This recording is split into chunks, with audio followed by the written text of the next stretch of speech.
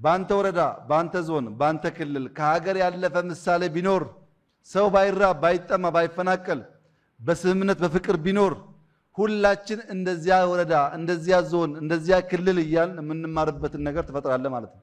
አርበኝነት ከራስ የተሻገረ ሰዋዊ ማንነት የተላበሰ ለሰው ሁሉ የሚራራ የሚከፈል የሚሰጥ የሚያንጽ የሚያቆም ማለት ነው።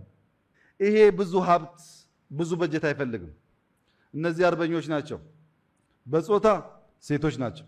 በዩኒፎርም እንደምታዩት የተሸመነ አቡጀዲ ምናምን የለበሱት መሳሪያ ቁሞ ጠብቀኝ ነው።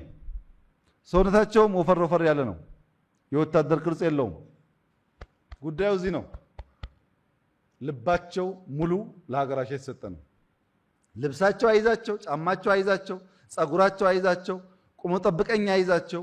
በልባቸው ብርታትና ጥንካሬ ምክንያት የጸናች ኢትዮጵያን ለማየት ራሳቸውን ለመሰየፍ ለመስጠት የተዘጋጁ ናቸው። አርበኝነት በፕሪኮንዲሽን በተመቸ ጉዳይ ውስጥ ያለ ነገር አይደለም።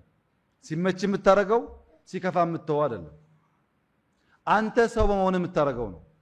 የተፈጠርከው ለማንነጽ ለማልማት ለማሳደግ ከሆነ እሱን ሁን እንጂ አንተ ያልሆንከው ማንነት ሰው አይተ ከሆንክ ሉዘር ነህ ማለት ነው።